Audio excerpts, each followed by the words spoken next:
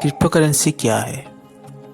ये आजकल के इन्वेस्टर के माइंड का एक बहुत बड़ा सवाल है। क्या हम क्रिप्टो करेंसी में इन्वेस्ट करें? क्रिप्टो करेंसी में इन्वेस्ट करने से कहीं हमारा नुकसान तो नहीं हो जाएगा ना?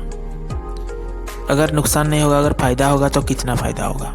ये सब आजकल सारे लोगों के मन का एक सवाल है, जो क्रिप्टो करेंसी में अपना पैसे लगाना चाहते हैं। तो क्रिप्टो करेंसी को जानने से पहले हम पहले ये समझ लेते हैं कि करेंसी क्या है। इस दुनिया में जितने सारे देश हैं, सबका अपना अपना करेंसी होता है। जैसे कि भारत का करेंसी है INR, अमेरिका का करेंसी है डॉलर, यूरोप का करेंसी है यूरो। इसी तरह सारे देशों की अलग अलग करेंसी होता है। तो इसी तरह क्रिप्टो करेंसी एक यूनिवर्सल डिजिटल करेंसी है, जिसको एक कंप्यूटर से दूसरे कंप्यूटर तक बड़े आसानी से भेजा जा सकता है।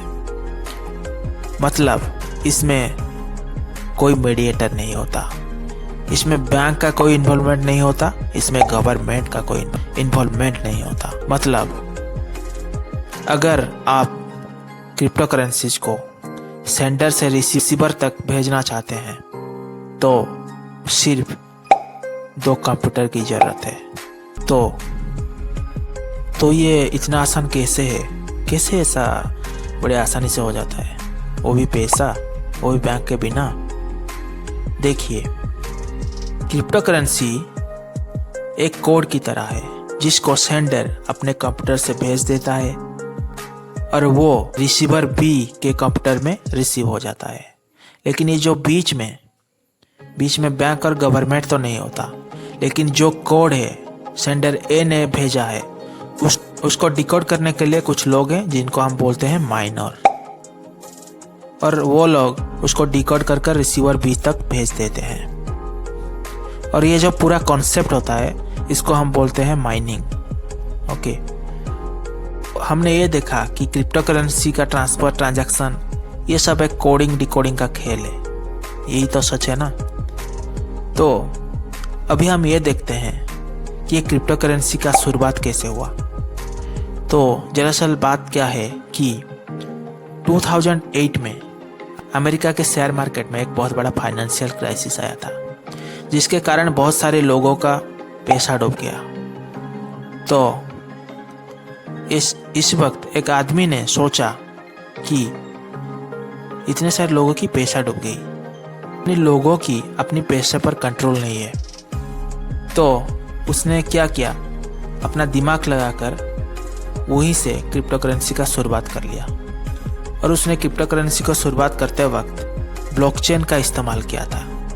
अगर आपको ब्लॉकचेन के बारे में जानना है तो आप नेक्स्ट वीडियो पे जाइए, मैं वहाँ ब्लॉकचेन के बारे में डिटेल में समझाया हूँ, वो जाकर देख लीजिए, आपको पता चल जाएगा। तो उस आदमी का नाम था सतोशी नाकामोटो, और वो आदमी ये क्रिप्टो करेंसी का शुरुआत करने के बाद उसके बारे में कुछ पता ही नहीं चला। उसके बारे में कुछ भी पता नहीं चला, मतलब वो जिंदा है या मर गया या कहाँ खो गया, कुछ भी पता नहीं चला। तो ये तो था क्रिप्टो करेंसी के हिस्ट्री के बारे में। तो अभी हम जानते हैं कि ये जो क्रिप्टो करेंसी है, इसका वैल्यू कितना होता है, अब इसका वैल्यू कितना है, अब तक का हाईएस्ट वैल्यू कितना गया है, यही देख लेते हैं। तो दोस्तों देखिए, जिस तरह सोने में हम पैसा लगा लेते हैं, मतलब अगर 10 साल पहले किसी ने सोना खरीदा होगा, वो जितना पैसा देकर खरीदा हुआ होगा, अभी अगर वो बेचेगा तो उससे मुनाफा ही होगा, क्योंकि अभी सोने का दर बहुत है पिछले सालों की कंपेयर से। तो उसी तरह क्रिप्टो करेंसी में क्या होता है, किसी ने अगर उसको खरीद के रख लिया होगा 2010 में, और अगर अभी वो बेचेगा तो उसे बहुत ज़्यादा मुनाफा होगा। क्योंकि 2009 में जब क्रिप्टो करेंसी मार्केट में आया था, तभी उसका वैल्यू 0 था, क्योंकि उस वक्त लोगों को कुछ मालूम नहीं था इसके बारे में, बहुत कम नॉलेज था। और जब ये 2010 तक आ गया तो इसका वैल्यू बढ़कर 2.85 रुपीज़ हो गया। तो उसी वक्त किसी ने तो कुछ लोगों ने तो ख़रीदा ही होगा उसको। तो अब उसका वैल्यू कितना है आपको पता है? अब उसका वैल्यू है 33 लाख रुपीज। मतलब समझो, अगर 2010 में किसी ने खरीदा होगा तो अब उसको बेचने से उसको कितना फायदा होगा। और दोस्तों, इसमें अब तक का हाईएस्ट वैल्यू कितना गया है पता है आपको? 43 लाख रुपीज। मतलब 43 लाख रुपीज तक गया हुआ है इसका वैल्यू, समझे? तो ये जो हम क्रिप्टो करेंसी बोल रहे हैं, इसके अंदर कुछ कॉइन आते हैं जैसे कि बिटकॉइन, इथेरियम, रिपल, इस तरह और 2 कॉइन हैं जो कि टोटल 5 कॉइन। मतलब ये जो 5 कॉइन है ये टोटल क्रिप्टो करेंसीज का 80% कवर करते हैं। इस दुनिया में 6000 से ज़्यादा क्रिप्टो करेंसीज है, लेकिन अब तक मार्केट में 2000 से ज़्यादा डेड पड़े हुए हैं। और अब तक मार्केट में जितने भी क्रिप्टो करेंसीज हैं तो उसी में बिटकॉइन, एथेरियम, रिपल ये सारे बहुत बड़े भूमिका निभाते हैं। तो अभी आपके मन में ये शायद सवाल आ रहा होगा कि क्या हम इसको भारत में इस्तेमाल कर सकते हैं? ये भारत में लीगल होगा या इलीगल होगा? तो आंसर ये है कि ये भारत में लीगल है, लेकिन सिर्फ ट्रेडिंग पर्पस के लिए। तो क्या हुआ दोस्तों कि 6 अप्रैल 2018 में आरबीआई ने क्रिप्टो करेंसीज के ट्रेडिंग पर बैन लगा दिया। लेकिन 2020 में फिर से क्या हुआ कि आरबीआई ने बोला कि इसमें ट्रेडिंग किया जा सकता है, लेकिन इसको लीगल टेंडर के रूप में एक्सेप्ट नहीं किया जा सकता। तो ये लीगल टेंडर क्या है?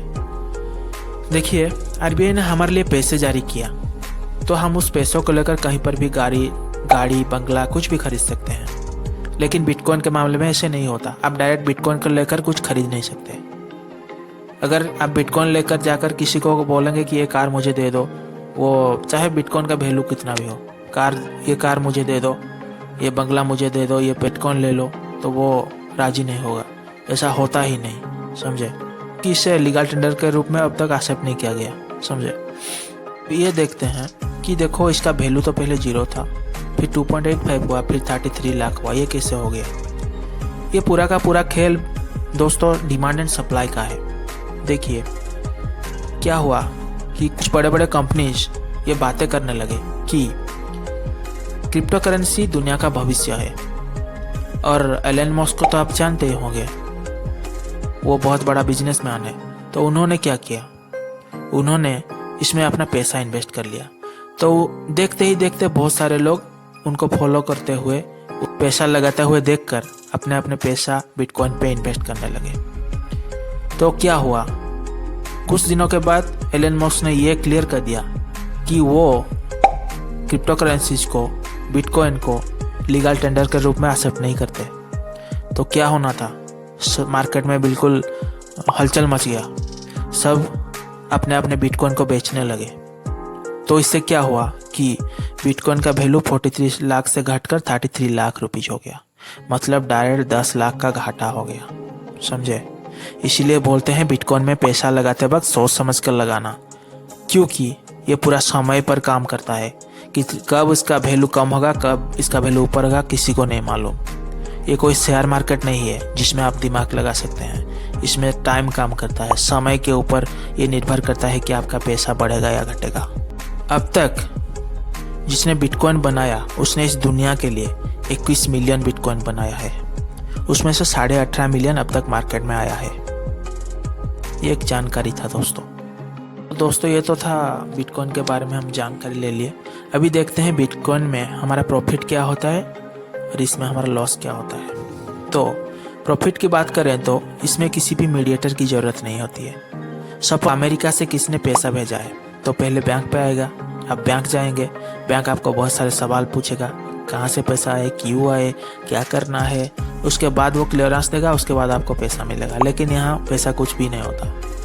यहाँ क्या होता है कि देखो, आदमी ने कंप्यूटर से बिटकॉइन भेजा, आपके कंप्यूटर पर बिटकॉइन डायरेक्ट रिसीव हो जाता है। इसमें बैंक का कोई इंटरफेरेंस नहीं रहता, इसमें बैंक का कोई हाथ नहीं रहता, गवर्नमेंट का भी कोई हाथ नहीं रहता। इसीलिए इसमें मीडिएटर की कोई ज़रूरत ही नहीं पड़ती।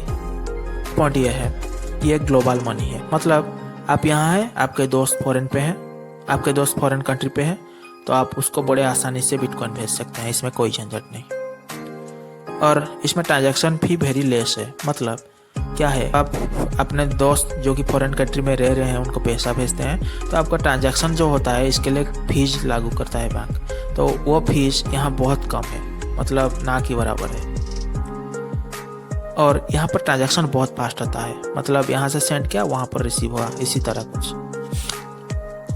तो ये तो था उसका प्रॉफिट मतलब प्लस पॉइंट।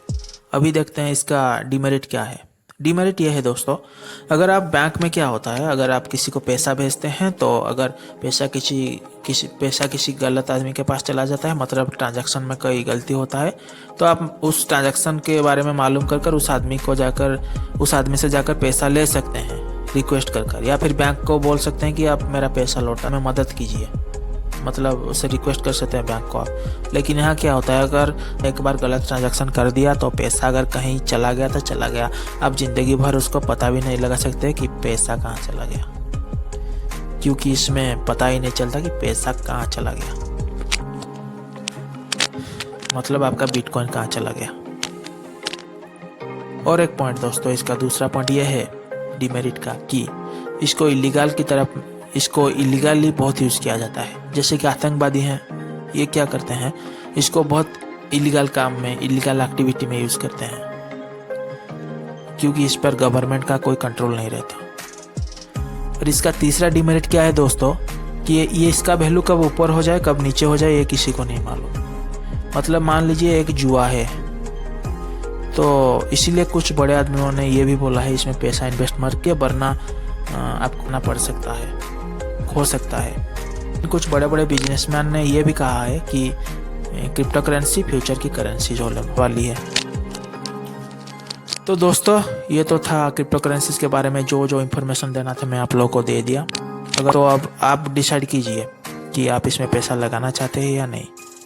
और एक बात, हाँ, अगर ज़रूरी नहीं कि एक बिटकॉइन ही आपको ख़रीदना पड़े। अगर आप ट्रेडिंग करना चाहते हैं तो 100 रुपया 200 रुपया भी लगा कर ट्रेडिंग कर सकते हैं, नहीं कि 33 लाख देकर आपको एक बिटकॉइन खरीदना है। लेकिन फिर भी दोस्तों, आप अगर पैसा इन्वेस्ट कर रहे हैं तो आपका पैसा है तो सोच समझ कर ही इन्वेस्ट करना। अगर आपको ये वीडियो अच्छा लगा है तो प्लीज़ लाइक एंड सब्सक्राइब कर देना। और दोस्तों सब्सक्राइब करने के लिए तो 1 मिनट ही लगता है, प्लीज़ सब्सक्राइब कर देना, क्योंकि मैं आपके लिए इसी तरह अच्छे अच्छे वीडियो लेकर आऊँगा और इसके लिए मुझे कोई भी मोटिवेशन चाहिए, तो इसलिए प्लीज़ सब्सक्राइब कर देना दोस्तों। Okay, thank you.